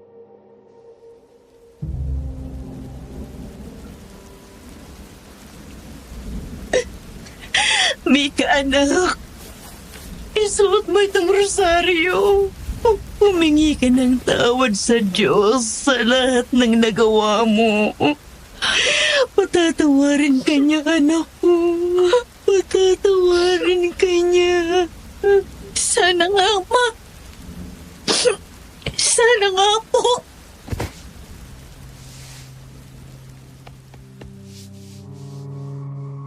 Ramdam ko ang bigat ng lahat habang yakap ko ang umiiyak na si Mika. At bago ko patuluyang maunawaan ang lahat, isang malakas na putok ng baril ang umalingaw-ngaw. Isang tunog na malinaw pa rin sa aking alaala hanggang ngayon. Makalipas ang ilang taon, Miss Anne, nahatulan si Mika ng habang buhay na pagkakakulong. Sa tulong ng aming mga koneksyon, lalo na ng aking asawa, nagawa naming pigilan ang pagkalat ng buong katotohanan tungkol sa aking mga anak. Ngunit isang taon lamang ang lumipas, natagpuan siyang patay sa loob ng kanyang selda. Ayon sa mga doktor, namatay siya sa dehydration, matapos ang matagal na hindi pagkain at pag-inom. Akala ko'y doon na magwawakas ang lahat, kasama ang matinding hirap na dinadala ng aking anak na si Mika. Ngunit muli akong binalikan ng bangungot nang magkaroon ng interes ang isang media outlet na muling ungkatin ang kaso. Sa panahong yon, ganap ng pulis si Kaloy at siya ang gumawa ng paraan upang mapanood ko ang huling panayam ni Captain Banjo sa aking anak. At yon ang araw na nalaman ko kung anong klaseng pagmamahal ang pinatunayan ni Mika para sa kanyang kapatid.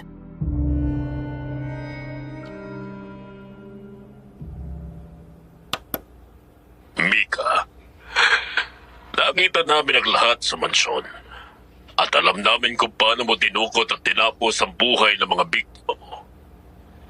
Kahit anong pananahimik mo pa, may sapat kaming ebidensya para idin ka rito.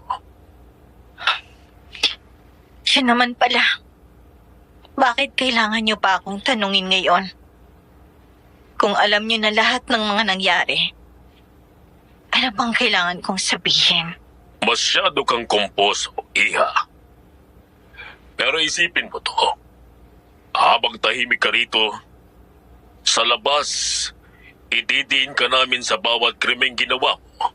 At pag sinabi kong lahat, kasama na doon ang lahat ng pwedeng maging kasabwat sa krimeng ito. At isa na doon, mga magulang mo. Huwag mong idadamay dito ang mga magulang ko. Wala silang kinalaman dito. At bakit hindi?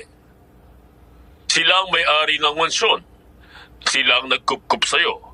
Sila ang kasama mo sa bahay kung saan natagpuan ang mga bangkay. Hindi kayo magkadugo, Mika. Ampun ka lang. Sa mata ng batas, mas madaling sabihing pinagtatakpan mo sila. O baka naman ginagamit ka lang nila para pagtakpan ang kanilang mga ginawa. Hindi. Hindi nila alam ang mga ginawa ko. Wala silang kasalanan. Wala silang kasalanan. Tigilan yung mga magulang ko. Huwag niyo silang idadamay dito. Pwes, kung gusto mong maligtas sila, sabihin mo ang totoo. Lahat ng totoo, Mika.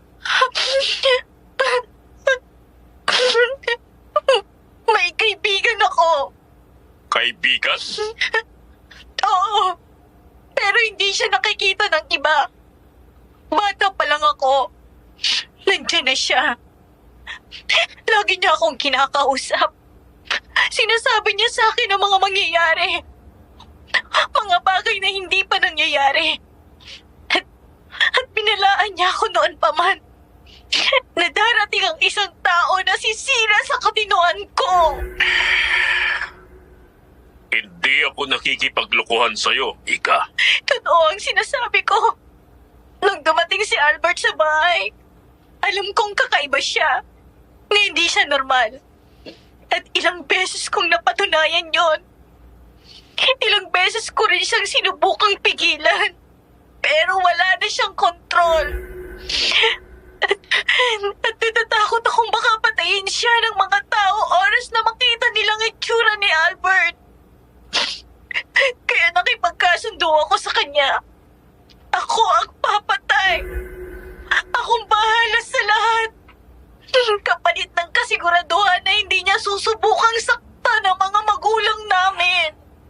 Mika, hindi ko alam kung anong pinagsasabi mo. Pinatay mo ang kapatid mo. Bakit siyang sinisisi mo ngayon? At yung mga laman ng tao na nahanap namin, bakit kailangan mong ipunin? Ayoko na sanang pumatay, Captain. Ayoko na. Naawa ko sa mga pamilya na nabibiktima ko. Kaya iniimba ko yung mga lamang loob. Ibinabalik ko sa pamilyang ibang parte para kahit papano ay may mapaglamayan sila. At para kung sakaling magutom si Albert, may maipapakain ako sa kanya. At hindi ko na kailangang pumatay parate. Alam mo, Mika, totoo man o hindi ang sinasabi mo, isa lang ang malinaw. Ikaw ang pumapatay sa biktima, dumudukot at kumakatay sa kanila na parang mga hayop. Ikaw rin ang nagbabalik ng mga parte ng katawan na akala mo'y mababawasan ng paghihinagpis ng mga pamilya ng biktima mo. Ikaw, Mika, gawa mo lahat yun. At kung ang ibig mong sabihin ay pinoprotektahan mo ang kapatid mo o hindi, hindi na importante yan. Walang may pakialam dyan. Alam kong mali ang lahat ng ginawa ko. Pero yun lang ang paraan para hindi siya lumabas at tuluyang tawaging halimaw ng mga tao. Papatay ako ng pagkain niya kahit ilang beses pa. Alam mo, kahit anong paliwanag mo, hindi nito mabubura ang mga ginawa mo, Mika. At kahit anong tawag mo pa kay Albert, aswang o halimaw, sa mata ng tao, mas masahol ka ba sa kanya? Alam ko. At handa akong pagbayaran lahat ng iyon.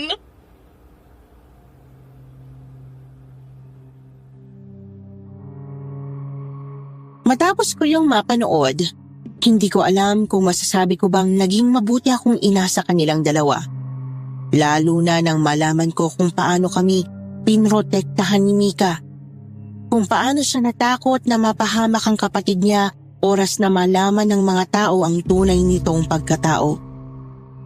Hindi ko inakalang handa siyang tanggapin na maging masama sa paningin ng kanyang mga magulang at ng ibang tao para lamang mailigtas ang kapatid.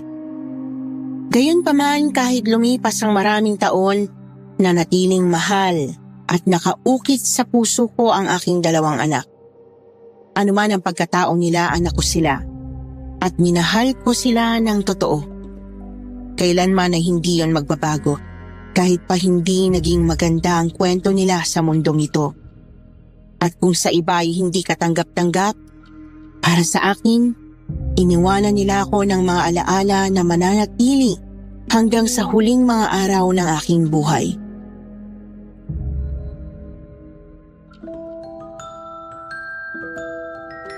Dito na po nagtatapos ang aking kwento, Miss Anne. Maraming salamat po sa inyong programa dahil nagawa kong maibahagi ang istorya ng aking mga anak. Isang kwento ng sakit, pagmamahal, at mga desisyong hindi madaling intindihin. Para naman sa mga tagapakinig, pakiusap po, maging maingat tayo sa ating mga salita at maging bukas sa kwento ng ibang tao. Dahil minsan, ang tingin nating masama ay mga taong naipit lamang sa sitwasyong hindi nila pinili. Para po sa mga tagapakinig ng kwentong takip silim, naniniwala ba kayo sa mga kababalaghan? Lalo na sa mga nilalang na hindi nakikita ng ating mga mata pero kayang magbigay ng babala. Kung kayo po ang nasa sitwasyon namin at narinig nyo ang mga sinasabi noon ni Mika, makikinig ba kayo? Sa palagay nyo po, kung nakinig kami sa kanya bilang mga magulang, maari kaya naming napigilan ang lahat ng trahedyang nangyari? Ilagay nyo po ang inyong mga komento, opinyon o teorya sa comment section. Huwag po kayong mahihiya dahil baka sakaling ang pananaw ninyo ang makapagbigay linaw sa misteryo ng kwentong ito. Maraming salamat po sa pakikinig.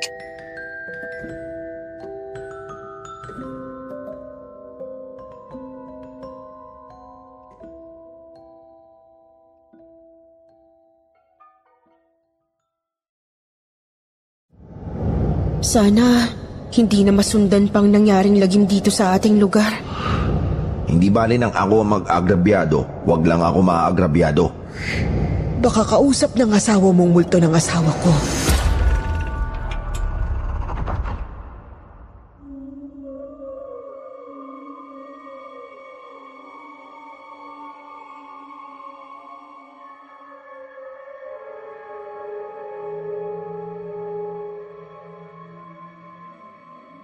Hindi lahat ay nakababatid na may nakabaong kayamanan sa ilalim ng lupa.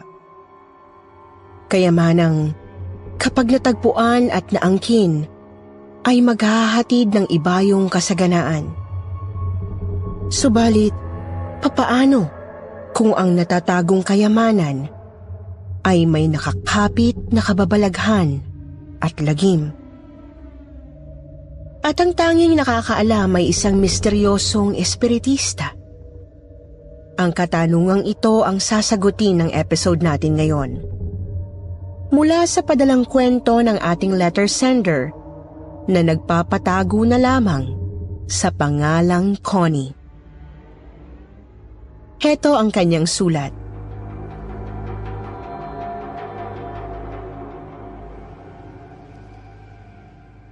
Dear Miss Anne, ang nakakatakot na kwentong ibabahagi ko ngayon sa inyong channel ay mula pa rin sa mga istoryang naikwento sa akin ng aking Lola Sonia, na totoong nangyari raw noong dalaga pa siya sa pinanggalingan niyang liblib na probinsya, kung saan isang bago pa lang niyang nagiging kaibigan doon ang nakaranas ng kababalaghan.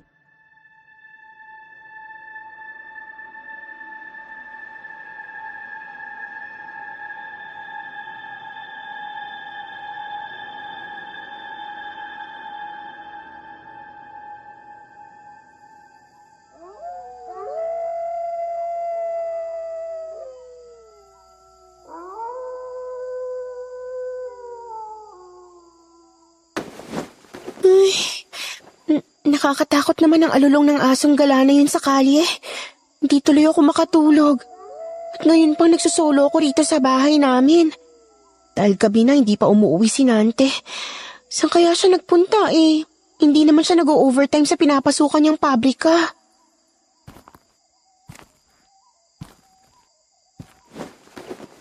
Ay, parang may tao. May naglalakad sa bakuran namin ah. Baka dumating ng asawa ko. Silipin ko nga sa bintana.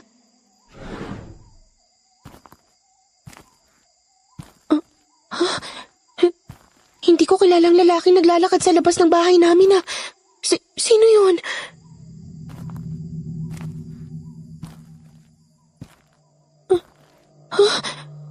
Yung lalaking nasa bakuran namin na tumigil sa paglalakad. Unti-unti siya naglalaho.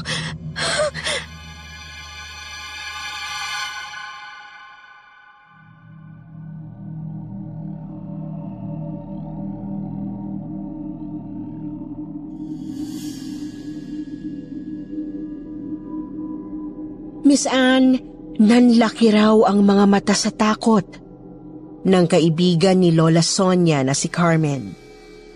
At nagmadali siyang lumabas ng bahay at nagpunta sa bahay ng aking lola.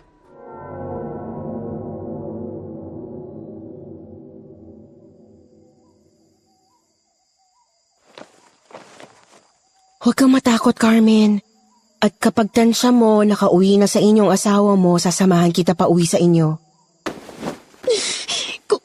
Kung nakauwi lang sa oras ang asawa ko, hindi ako tatakbo rito sa inyo, Sonia. Nagkamali yata kaming lumipat sa lugar na malapit sa pinagtatrabahuhan niya. Dahil ilang buwan pa lang kaming nangungupahan sa bahay na matagal na walang nakatira. Nakakita ako agad ng multo doon. Multo?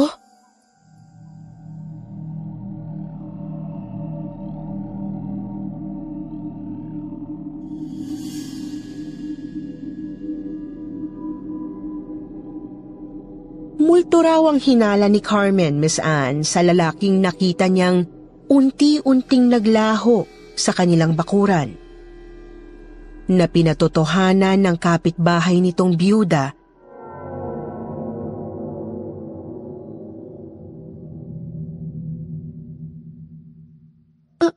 ano ho, Aling Rosing? Multo ho ng asawa niyong nakita ko kagabi sa bakuran namin? Oo, Carmen. Dahil nakita ko rin siya. Maliwanag ang buwan kagabi kaya nakita kong multo ng asawa kong naglalakad sa bakuran ninyo. Bago siya naglaho. Kaya pagising ko ngayong umaga, lumapit ako agad dito sa iyo nang makita kitang nagwawalis dito sa harap ng bahay niyo. Ang ipinagtataka ko, bakit nagmulto kagabi ang asawa ko na matagal nang patay? Hindi ko ho yata kayo maintindihan. Matagal na akong biyuda bago pa man kayo mapalipat na mag-asawa dito sa lugar na ito. At naging magkapit-bahay tayo. Pero dyan sa bakuran ng bahay na inupahan yung mag-asawa, kitang-kita kong multo ng asawa ko na nagbalik kayong 20 taon na siyang patay. Nagmulto siya na ang kanyang mukha parang noon siyang 30 taong gulang pa lamang.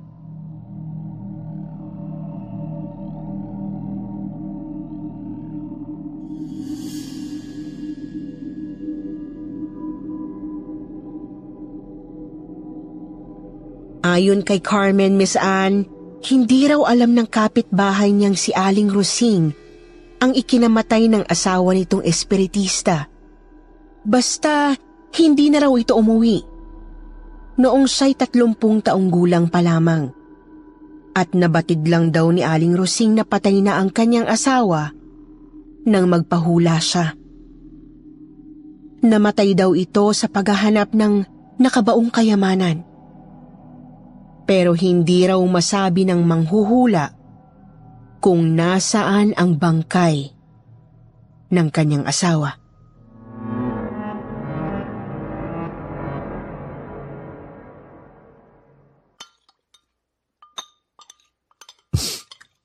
Carmen, huwag ka magpapaniwala sa kapitbahay nating biyuda. Anong malay mo kung tinatakot ka lang niya? Bakit naman ako tatakutin ni Aling Rosing? Para umalis tayo rito. Dahil baka ayaw niya tayo maging kapitbahay. Sabi ko nga sa'yo, nakita ko rin yung multo ng asawa ni Aling Rosing kagabi. Kaya nga napatakbo ko kina Sonny. Kaya hinatag niya ako rito sa atin pa uwi nang narito ka na. Sinabi ko na rin sa'yo na malamang guni-guni mo lang inakita mong lalaki naglalakad sa labas nitong bahay kagabi. Basta Nante, uli-uli, huwag ka na masyadong magpapagabi bago umuwi ha. Huwag mo nga akong obligahin umuwi ng maaga at hindi ko maaaring pahindian kapag may katrabaho ako nag-aya sa akin gumimi kami paminsan-minsan. Pero Nante... Huwag mo akong ulitin at baka ma-high blood pa ako sa'yo bago pa ako pumasok sa trabaho ko. Dahil kahit anong sabihin mo, hindi ako naniniwala sa multo. Tarantaduan lang yung multo-multo.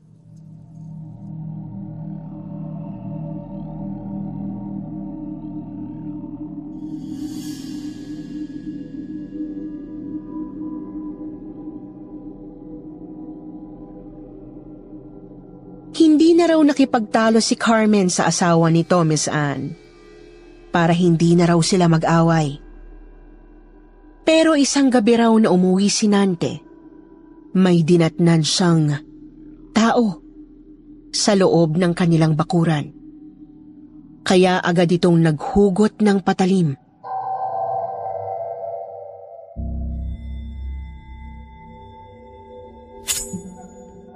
Huwag kang magkamaling kumilos ng masama at hindi kita sasantuhin. Talagang nagdadala ako ng matalas para hindi ako maagrabyado ng kahit na sino. Lalo pa naggaya mo magnanakaw. Bakit ka pumasok dito sa bakuran namin? Lukuhin mo sarili mo.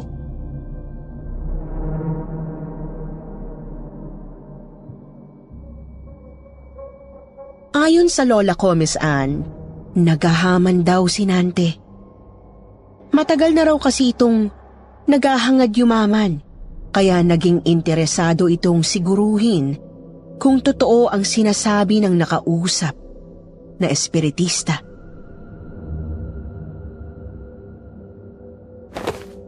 Paano ko masisigurong totoong sinasabi mo? Na may kayamanan nga nakabaon sa bakuran to, ha? Sinong kinakausap mo, Nante? Ha? Aling Rosing, nariyan mo pala kayo sa kabilang bakod. Kanina pa ako rito sa loob ng bakuran namin. At nagtataka ako kung bakit pagdating mo'y nagsasalita ka nang wala ka namang kausap. Ho? Bakit ho ako magsasalita ng walang kausap? Ano ho ako, sira? May kausap po ako. Oh, nasaan yung kausap ko? Narito lang sa kanina. Isa raw siyang espiritista. Bakit bigla siya nawala?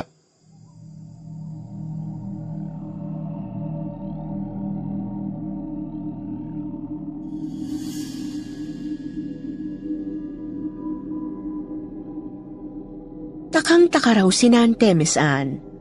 Dahil sandali lang siyang lumingon kay Aling Rosing. Pero paglinga niya sa kanyang likuran, ay wala na roon ang umano'y kausap niyang espiritista. Si Aling Rosing na may buo ang paniniwalang nagbabalik ang kaluluwa ng kanyang yumaong asawa.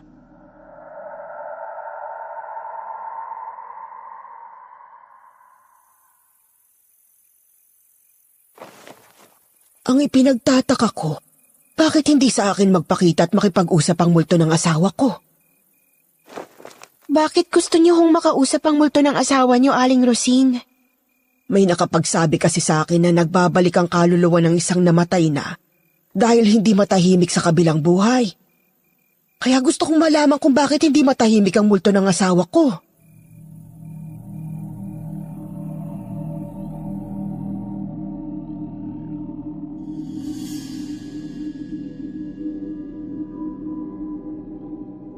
Kung nagtataka si Aling Rosing, Miss Anne, galit naman daw ang naramdaman ni Nante sa misteryosong espiritista nang muli itong magpakita sa kanya.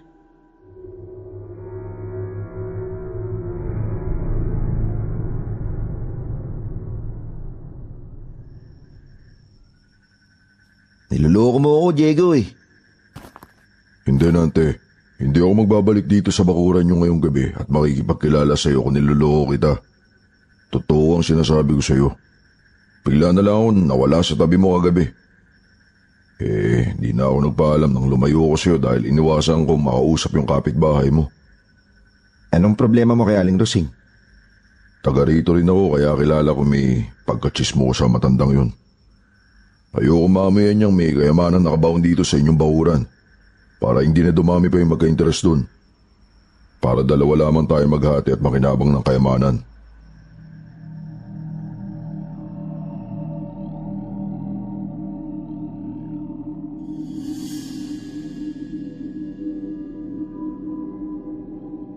Lihim na napangisi raw si Nante, Miss Anne. Dahil wala sa isip nitong hatian ng espiritista sa kayamanang maaari nilang makuha. Na ipinaalam nito sa babaeng kursunada nito na nagtatrabaho sa isang beer house.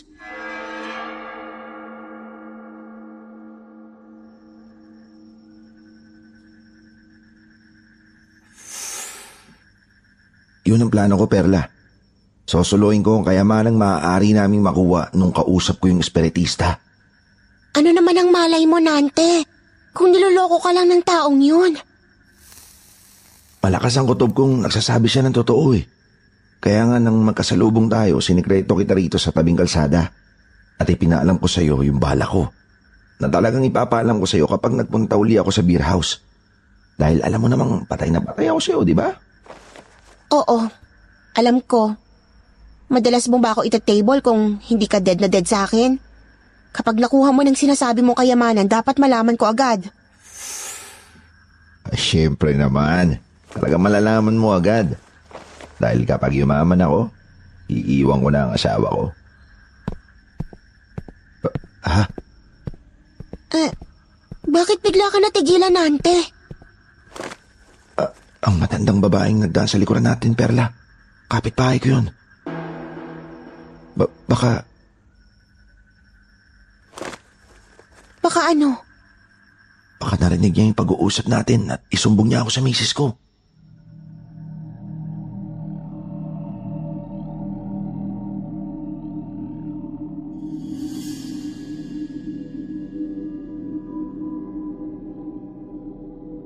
Ayon sa lola ko, Miss Anne, narinig ni Aling Rosing ang balak ni Nante na pag-iwan kay Carmen at pakikisama sa isang GRO kapag nakuha ang kayamanan. Pero hindi nito isinumbong ang lalaki sa asawa nito dahil ayaw niyang madamay sa gulo ng ibang tao. Si Nante na may nagpursiging makakuha ng kayamanan.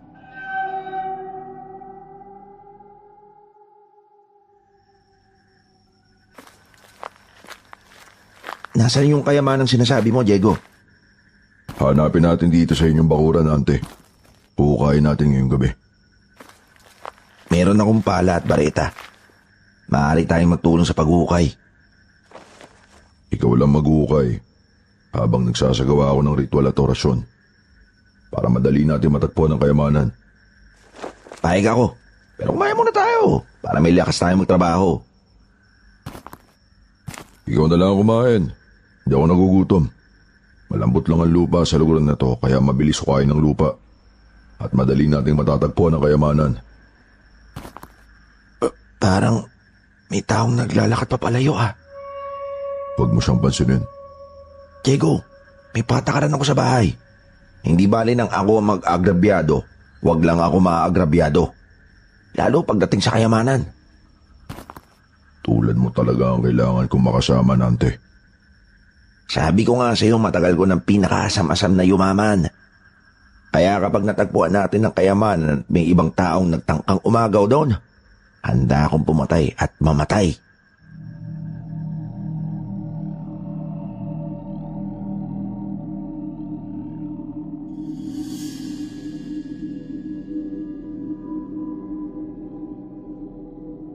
Sa kabila raw ng pagiging barumbado ni Nante, Miss Anne, hindi nangilag sa kanya ang misteryosong espiritista. Si Aling Rosing daw ang nakaramdam ng takot.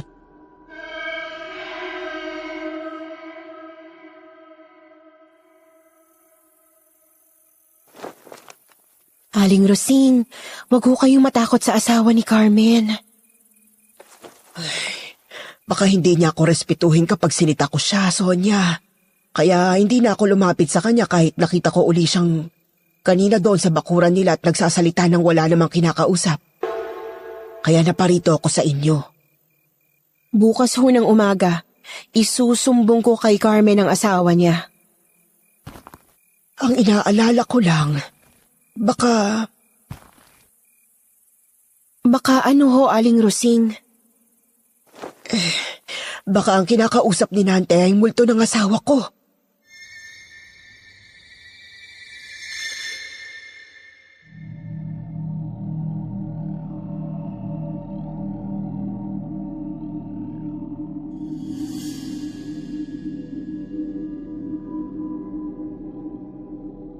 Nagpasya rin daw si Aling Rosing na ipagpabukas na ang pagsusumbong kay Carmen, Miss Anne.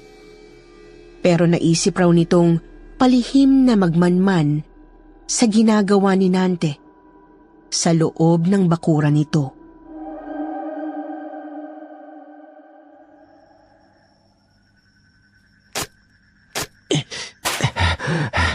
Diego! Bakit tumigil ka na sa pag-uukay ng lupa, Nante? May tinamaan ang pala ko rito sa ilalim ng ukay. Kalansay. Huwag ka matakot. May naukay akong kalansay. Ang kalansay na yan ay palatandahang malapit mo na mahukay ang kayamanan. Kaninong kalansay ito? Huwag ka na magtatanong. Basta magpatuloy ka sa paghukay. At tinitiyak ko sa'yo, bago sumigat ang araw matatapos na ang iyong paghahanap. At matatapos na rin ang matagal ko ng paghihintay at paghihirap. Hindi ako natatakot, Diego ah.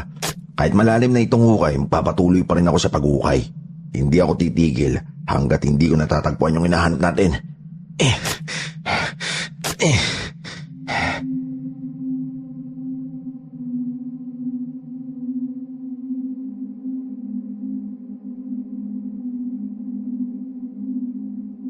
Nakikita raw ni Aling Rosing ang paghuhukay ng kanyang kapitbahay sa bakuran ni Thomas Ann. At naririnig din niya na may kinakausap ito sa ilalim ng hukay. Kaya binalak niyang palihim na sumilip sa hukay upang alamin kung sino ang kausap ni Nante. Pero muntik na siyang mapasigaw sa takot nang may biglang humawak sa kanyang braso.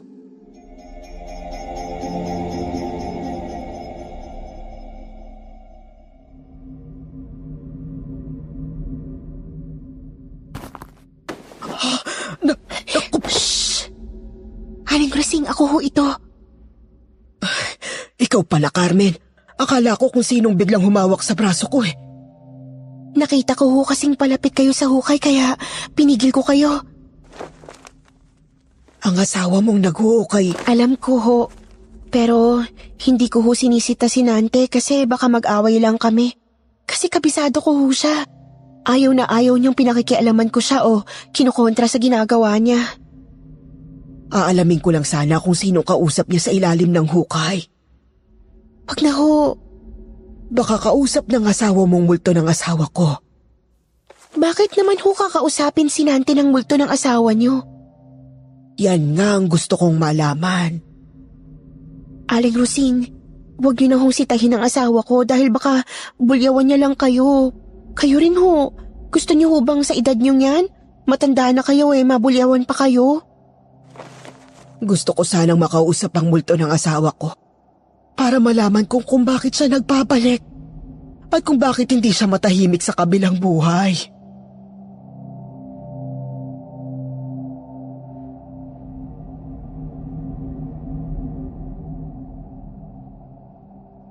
Dahil daw sa pagpigil ni Carmen, Miss Anne, hindi na itinuloy ni Aling Rosing na sumilip pa sa ilalim ng hukay at umuwi na lamang siya. Kasunod nun, nanlaki raw ang mga mata ni Nante.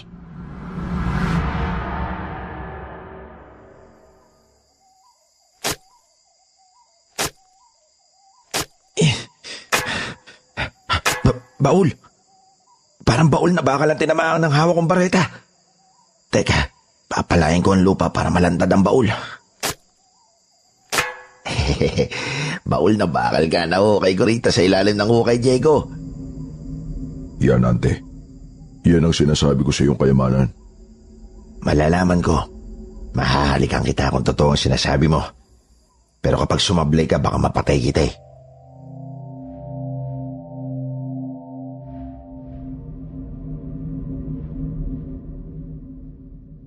Katal daw sa pananabik na binuksan ni Nante ang baul na bakal.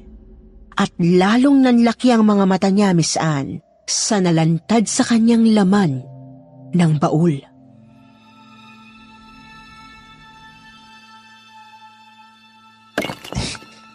Mga bara ng ginto. Napakalaking kayamanan yan, Ante. Oo nga, Diego.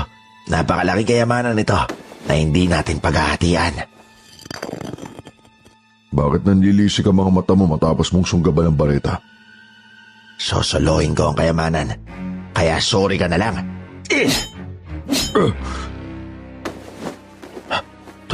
Tumakbo sa katawan mo ang iniyampas kong bareta.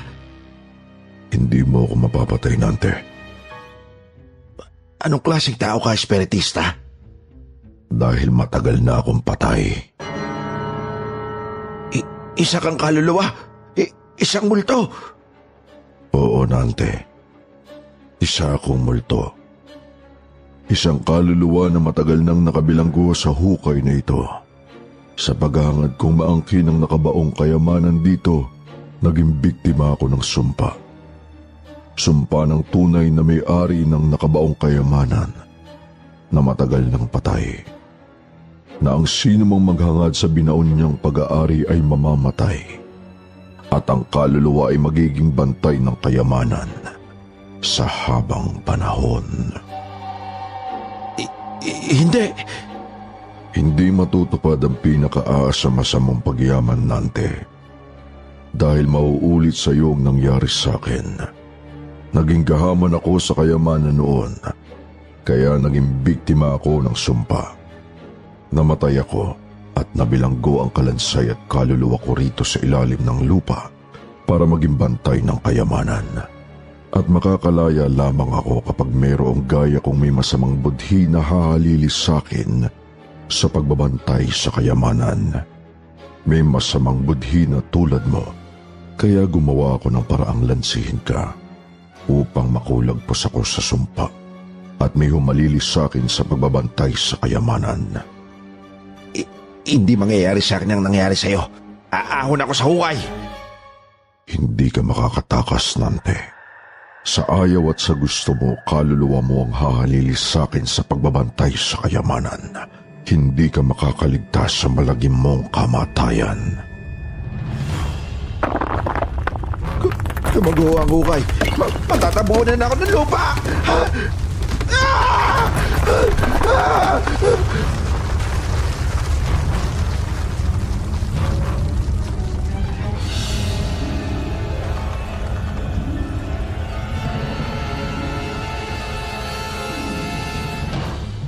Tuluyang natabunan daw si Nante ng lupa sa ilalim ng hukay, Miss Anne.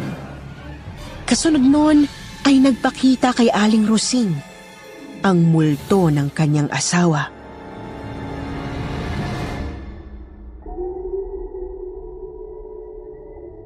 Rosing.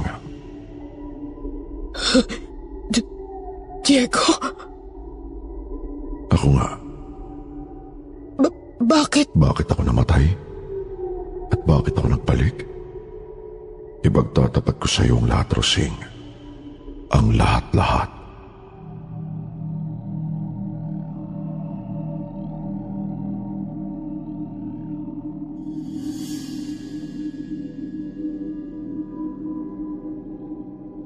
Ipinagtapat daw kay Aling Rosing ng multo ng kanyang asawa, Miss Anne, ang malagim na sinapit nito, na naguhuan din ng lupa sa ilalim ng hukay matapos maghangad mag-angkin ng kayamanang nakabaon sa ilalim ng lupa.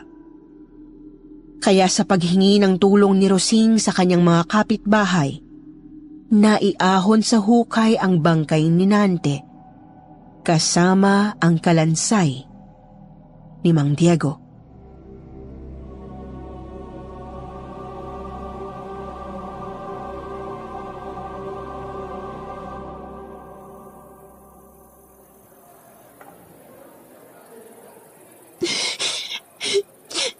Parang natutulog lamang ang asawa ko sa loob ng kabaong niya. Kagabi lang naman buhay na buhay siya. Ngayong gabi, wala na siya. Pero ang pagkamatay ni Nante ang naglantad sa malagim na sinapit ng asawa ko, Carmen, na matagal na palang namatay at nabaon ng kalansay sa ilalim ng lupa. Sa pagkakatagpo sa kalansay ng asawa niyo, Aling Rosing, nakasabay malilibing ni Nante.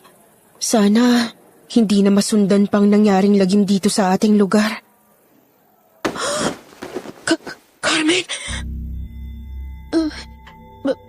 Bakit biglang nanlaki ang mga mata mo na para kang nakakita ng multo, Sonia?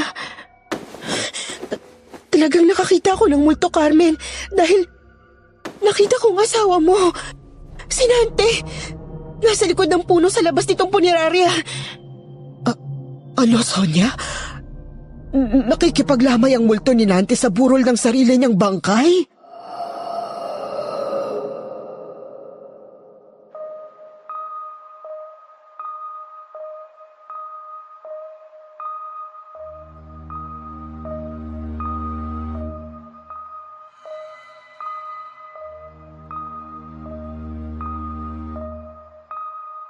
Kitang-kita raw ng lola ko, Miss Anne, ang multo ng asawa ng kaibigan niya na kabilang sa mga nakikipaglamay sa burol ng sarili nitong bangkay.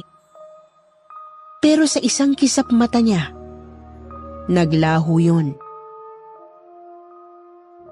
Pagkalibing daw sa asawa ni Carmen, umalis na ito sa bahay na kanilang inupahan. At hindi ipinaalam kahit kanino kung saan siya lumipat. Pagkaraan ng ilang buwan, may iba raw na kapitbahay na si Aling Rosing na nagkainteres makuha ang kayamanan sa ilalim ng lupa. Pero ang kanilang palihim na paghuhukay ay nabigo. Dahil wala silang natagpuang kayamanan sa lugar na kinamatayan ni Nante at kinatagpuan sa kalansay ni Mang Diego. Ang hinala ng lola ko, maaaring inilipat daw ng multo ni Nante ang kayamanan. Pero malamang magbalik daw ito at maghanap ng taong gaya niyang gahaman na maaari niyang lansihin upang maghangad din ng kayamanan. Para may makahalili ang kanyang kaluluwa sa habang panahong pagbabantay sa nakabaong kayamanan sa ilalim ng lupa.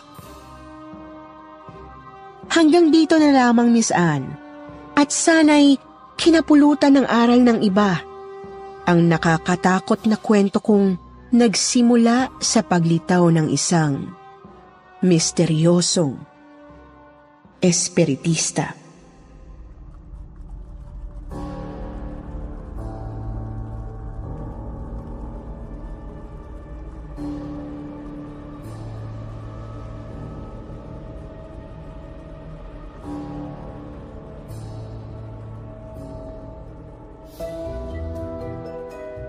Ngayon naman, dumako tayo sa paborito nating shout-out portion. Shout-out going out to Aiza Ansale, Martin Bernal, Marilyn Camanero, Bing Liani, Steffi, Tindera ng Sample Market, Ate Marina, Myra, Cheche, Jane, Rose. Special shout-out to the newlyweds Benji Ramos and Mary Ann C. Ramos.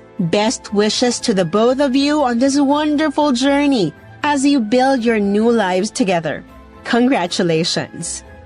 Magbasa naman tayo ng pinakamagagandang comments mula kina Martin Bernal at Lynn Salcedo. Ang sabi ni Martin, "Hello mga tropang KT and TS. Dito mi ngayon sa work waiting. Medyo toxic kasi alam mo na.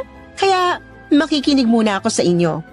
Nakakawala kasi ng stress makinig sa inyo. Tamang hayahay. Thank you and more kwento pa." Ang sabi naman ni Linz, "Kakaiba talaga pag KT team ang nag-narrate. Parang kasali ka sa kwento. Nakaka-thrill at exciting makinig. Thank you, Miss Anne. Superb ka talaga mag-narrate. Pati mga characters ng kwento ha, galing umarte. More power to your channel. God bless." Wow, thank you, Linz. Nakaka-touch naman. And okay, sa mga hindi nabanggit, sa susunod na lang po, huwag niyo pong kalimutang mag-reply sa ating shoutout box na nasa comment section ha, para ma-shoutout ang pangalan niyo. Muli po, mula sa bumubuo ng kwentong Takip Silim at Sitio Bangungot, ito po ang inyong lingkod, si Miss Anne. Nagpapasalamat.